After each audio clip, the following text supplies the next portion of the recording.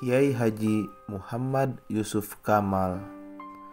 Beliau lahir pada tanggal 21 Agustus 1958.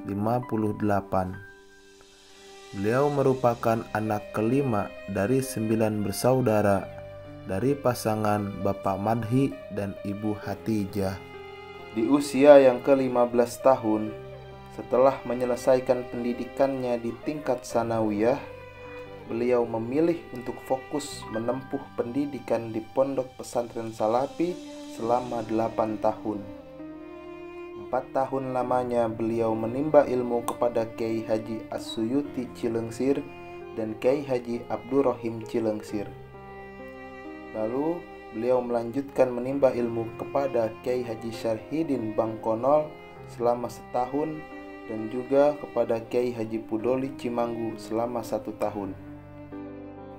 Dan pada tahun 1980, beliau kembali menimba ilmu di Pondok Pesantren Siqayatur Rahmah, pimpinan Kiai Haji Mama Mudrikah Selajamu selama 2 tahun lamanya.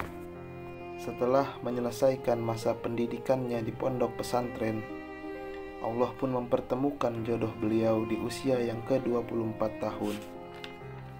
Beliau menikah dengan Hajjah Lilis Khadijah, anak pertama dari 13 bersaudara dari pasangan Kiai Haji Syarif Hidayat dan Ibu Bunariyah yang merupakan pendiri dari Pondok Pesantren Nurul Hidayah.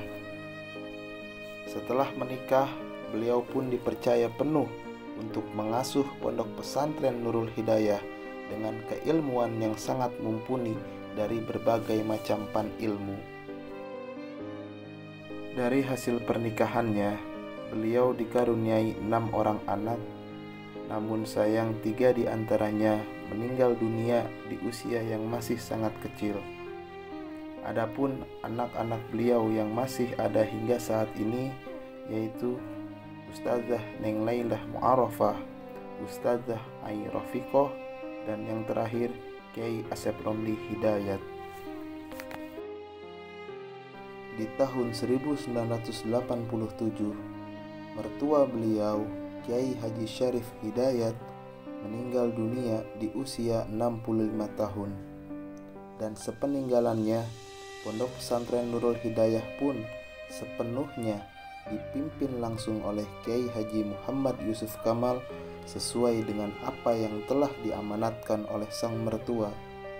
Di bawah kepemimpinannya, Pondok Pesantren Nurul Hidayah mengalami banyak perkembangan dan kemajuan. Banyak santri-santri yang berdatangan dari berbagai daerah untuk menimba ilmu agama kepada beliau. Dan diiringi dengan keikhlasan serta keistiqomahan dalam mengajar dan mendidik para santri.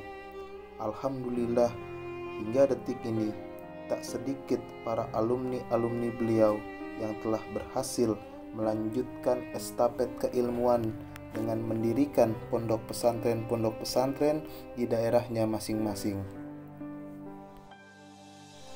Dan pada tahun 2013, beliau memiliki niat untuk menyempurnakan rukun Islamnya, yaitu berangkat ke Tanah Suci untuk menjalankan ibadah haji bersama sang istri dengan masa tunggu selama 7 tahun.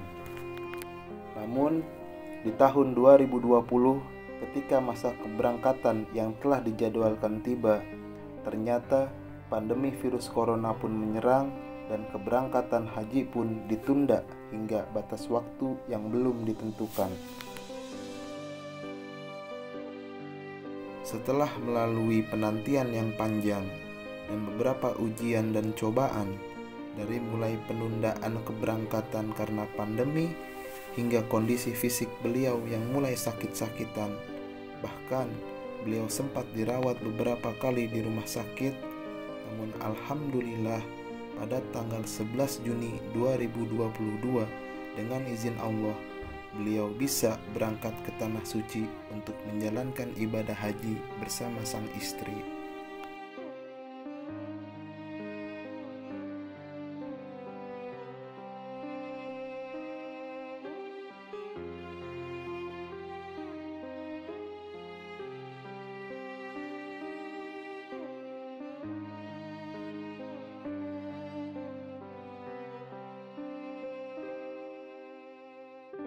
Setelah beberapa hari menunaikan ibadah haji di Tanah Suci bersama sang istri, pada tanggal 23 Juli 2022, beliau pun bisa kembali ke tanah air dengan selamat.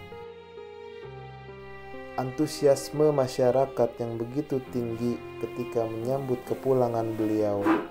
Banyak sekali masyarakat yang berbondong-bondong untuk menyambut kepulangannya. Semua itu membuktikan bahwa beliau adalah seorang ulama yang berkarismatik dan begitu dihormati oleh masyarakatnya.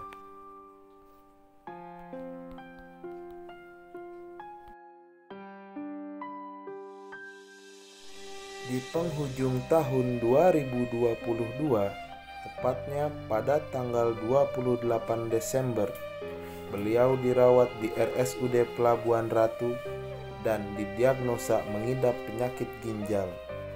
Setelah 5 hari dirawat, beliau pun menghembuskan nafas terakhirnya pada hari Senin tanggal 2 Januari 2023 pukul 14.45 di usianya yang ke-65 tahun.